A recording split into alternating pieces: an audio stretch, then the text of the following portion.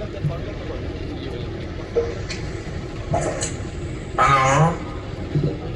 Sir बोला बोला. हा बच्चे भाऊ. बच्चे भाऊ जय महाराष्ट्र. जय जवान जय किसान.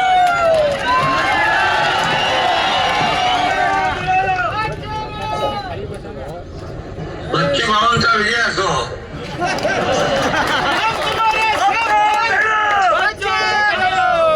अरे बच्चे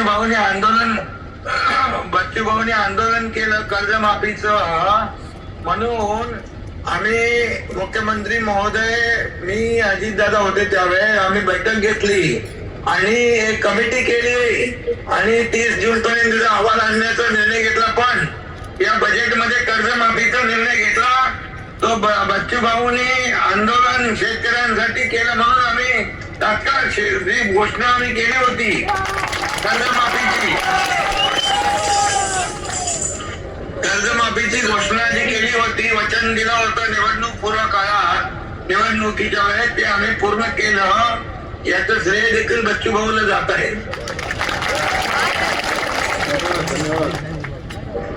आणि बाकी आरोग्य, उद्योग, पाणी पुरवठा, आरोग्य मंत्री पण तिकडे गेले, उद्योग मंत्री पण तुमच्याकडे आहे आणि पाणी पुरवठ्याचे गुलाबराव पाटील आणि काही विषय जे रोजगार हमी योजनेचे आहे ते देखील आपले मंत्री सोडवतील.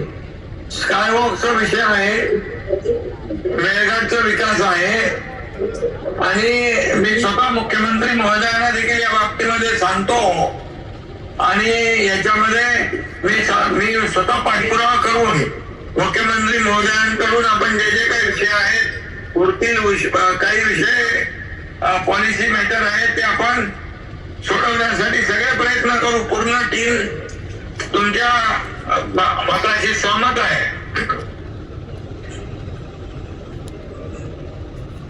मला वाटतं सिडको पण आपल्याकडे आहे, चिखलदराचा सिडकोचा आणि स्काय वाजता हाय.